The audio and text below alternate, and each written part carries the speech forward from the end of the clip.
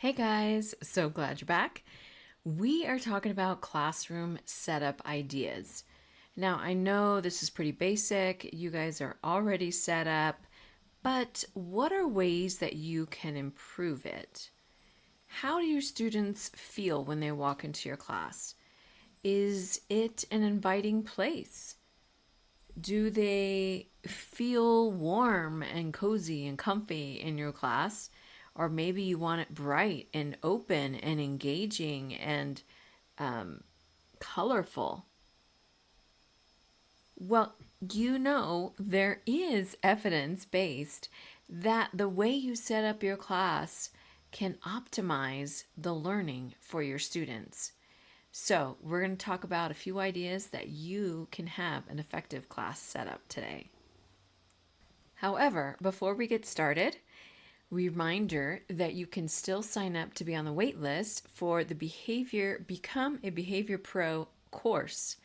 And we're going to say the 20th is the last day that you can sign up to be on that wait list because it's going to be amazing. I want to be there for you to better equip you to handle those challenging behaviors that come your way. So get in line, get on the wait list for that Become a Behavior Pro course. Check the show notes and the link is on there. Now, also a reminder, please share this episode. If you get value out of it and you know other educators will as well, please share this episode and hit that subscribe button so you don't miss anything. Welcome to Behavior Strategies for Class. I am Diane Bachman, your behavior paraprofessional with over 15 years of experience working in special education. And I'm so glad you're here because I'll be teaching you about social emotional learning, behavior strategies, trauma-informed care, and more. So if you are tired of being frustrated and not knowing what to do with your students who have challenging and disruptive behavior, you're in the right place. Now, if you're ready to become more equipped to help your students learn and grow, let's listen in to today's episode. So if you guys have been listening this month, we are talking about class management. And so that's why I'm talking about setting up your class and how it can affect your students' attitude, behaviors in little ways. And so some of the ways that our students have been affected by class setup is really where they are seated in the classroom. We have some students who, just like the gen ed students, some of them do better front of the classroom. We usually like them to be in the back of the classroom just because it's easier access for us to work with the student, gives a little more room for us to work there. And so for our students, for the most part, when they are in gen ed, they're usually near the end of the class, the back of the class. Sometimes they are a little bit separate from other students, and that just depends on their behaviors, just be getting them more space between their peers. And then sometimes they're at their own individual desk, sometimes at a table with other students, or sometimes our students have been back in a separate table by themselves. So it just depends on their behaviors and where exactly is the best seating for them. And that really does make a difference. Other students we've had who like to elope all the time, we definitely tried to keep away from the door, like being right next to the door. So, and like I said, sometimes then we would put them near the front of the class so that they weren't right next to the door, depending on how the teacher had the room set up. That really made a difference. And then it goes back to the lighting as well, which I talked about in last week's episode. The fluorescent lights in your class. Like we all know, sometimes those are crazy bright and annoying. And A lot of people like can get headaches from those fluorescent lights. I think a lot of schools have been changing them so they're not fluorescent. There's like LED lights instead. And that has been really helpful. Usually, some teachers have had the lights like half on, half off, or they have them all on for certain times of the day, depending on what they're working on, and then turn down the lights. So for part of the day. Again, I've been with other classes where they've never turned on all of the lights in their room because, again, of those bright, kind of headache producing fluorescent lights. So that also makes a difference in the atmosphere and the tone in your classroom. So those are some of the ways that we have set up our room and giving our students space if they need it, proximity if they need it. Sometimes it's also in like a wiggle seat or a wiggle chair that they want to sit on. We've also had, I guess they'd be like rocking chairs that we've gotten from OT that our students have used, because most of our students, like, they want to be moving. They want to be moving all the time. And so just to sit still in a desk is sometimes really hard for them. So we would give them different options of kind of moving around and using different seating for that. So that's another way that we have kind of set up our classroom. So you want an inviting, safe, fun class that is inclusive for everybody. So again, you may do alternating seating. Some classes I've been in, there's been stand-up desks for some students where that is easier. Other times I've seen where they've had to lower desks for students because it was too hard for them to reach up or whatever it was. There could be medical reasons behind that as well.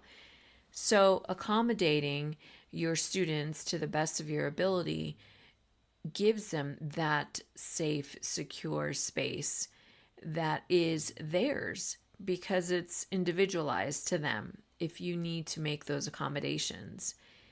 And so by making it inviting is the colors of your room.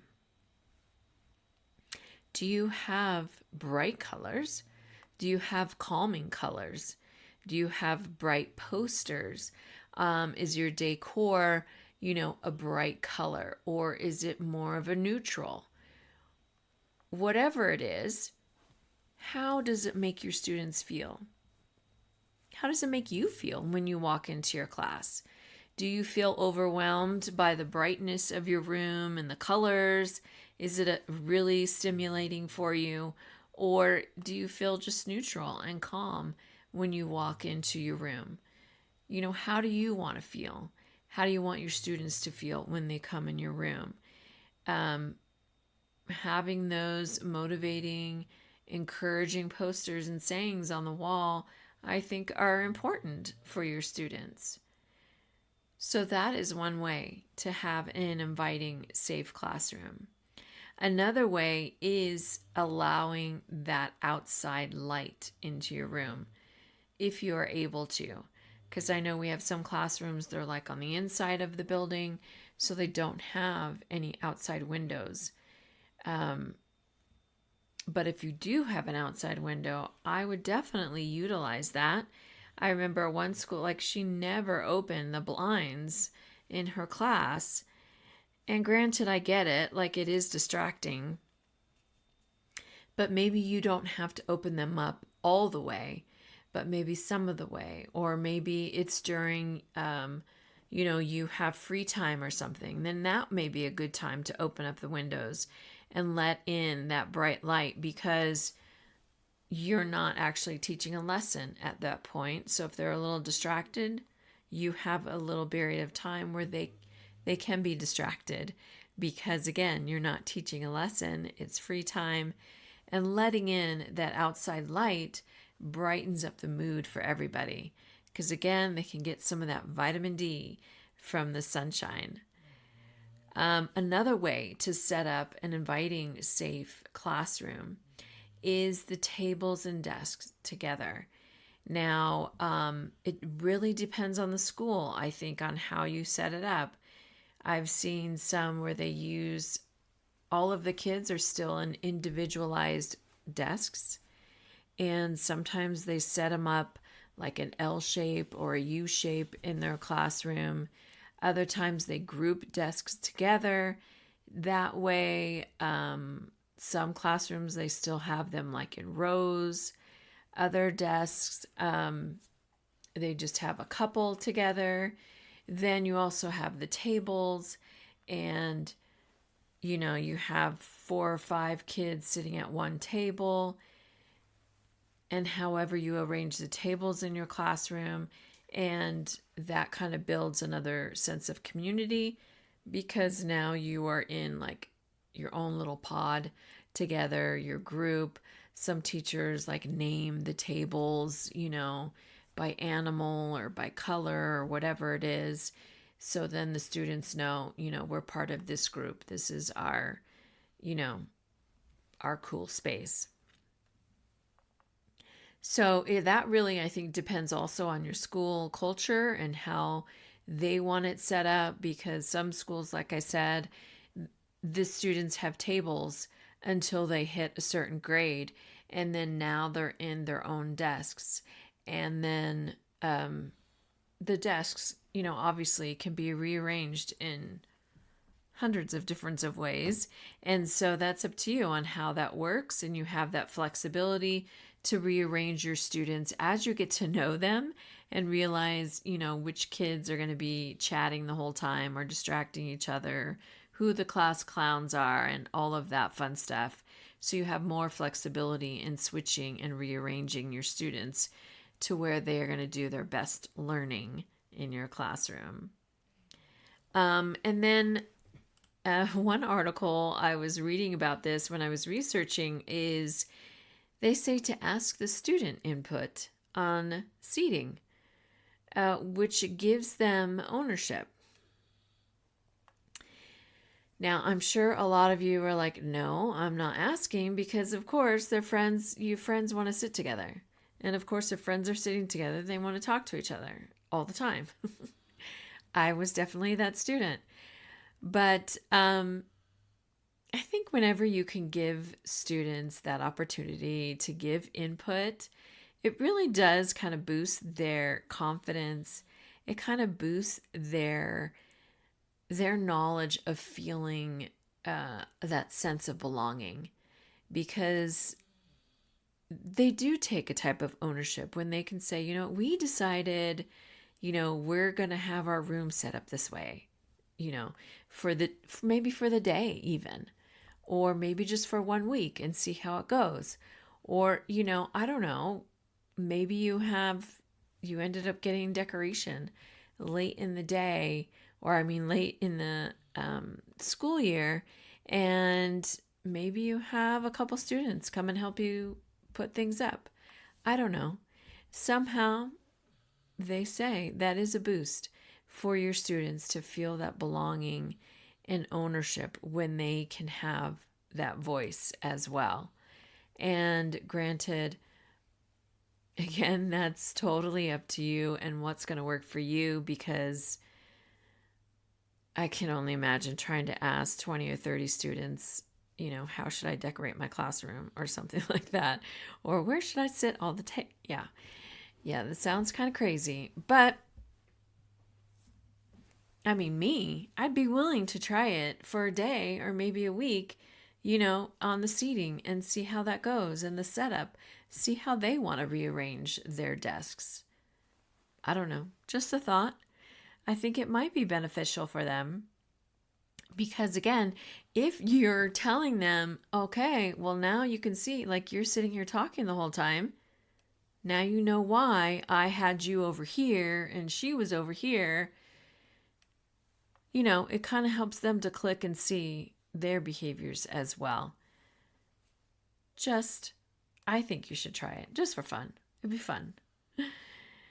Anyways, another way to set up your class that's inviting, safe, fun, and inclusive is again having that calm corner, quiet corner, refocus corner, whatever you want to call it, in the class. So they know there's a safe spot. They can go, take a minute, do the 5-finger breathing, read a book, just sit there, close their eyes for a few minutes, whatever it is that will help them get back on track, refocus back on their learning is super important because for the most part, you can't be sending out your kids all the time when they get upset and now they're out for 5, 10, 15 minutes or whatever it is.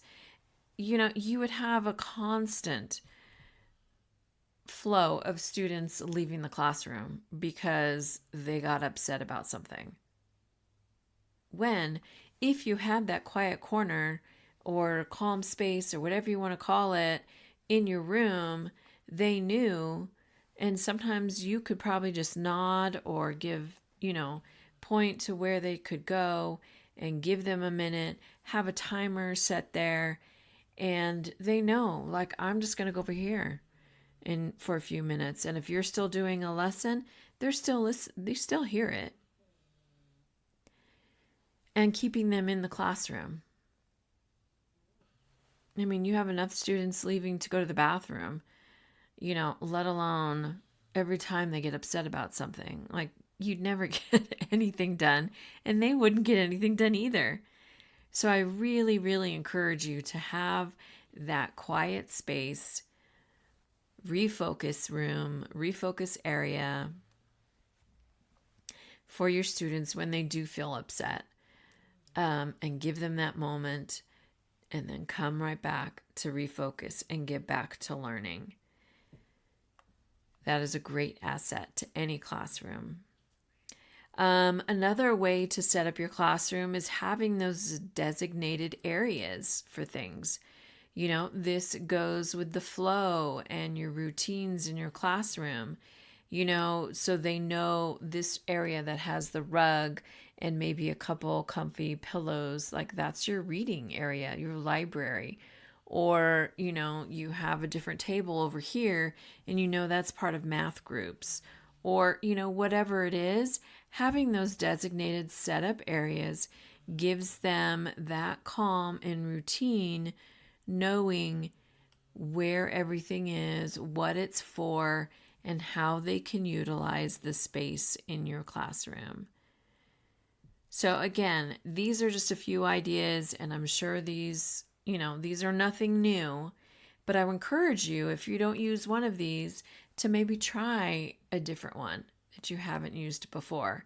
Maybe giving them some voice into how they want their desks to be. Maybe you only have a couple posters in your room, and maybe you can put up a couple more and add that extra positive light, positive words, affirmations on there. Maybe you just dim the lights in your room. How do you want your desk set up? What are the colors? That quiet area, designated areas. It's really great to see some classes, like they really have a great flow in the room. You try and have enough space to walk around. And granted, I know sometimes you're really limited because you may have 30 students in your class and there's not a ton of room to walk around to really utilize the space as much as possible. But I know you guys are creative and you do your best. And that's what people know. Because ultimately, at the end of the day, they're not going to remember how you have your class set up. Right? They're going to remember, again, the way you made them feel. Did they have a sense of belonging? Did they feel seen, heard, and valued? Were they encouraged that day? Did you give them some positive reinforcement? Because what is the saying? And I apologize, I don't remember who said it, But, people don't care about what you say until they know how much you care about them. I think I just butchered that. But anyways, you know what I mean. Like, they need to know that you're sincere and that you're glad that they're in your classroom. Ultimately, at the end of the day, that's really all that matters. Well, one of the most important things that matters in your class. So try out some of these ideas. And I want to leave you with this quote. And this is from posters I have seen in some of our teachers' classrooms. And I just love it. I think it is great to have up. Some of them have them on their doors or just right inside their classroom. And it says, in case no one told you today, hello, good morning, you're doing great. You belong here. I believe in you. You are loved. And I just love that. Because obviously, who doesn't want to hear that? Everybody wants to hear that. How much more for your students to hear that? It's huge. Again, you guys are doing amazing.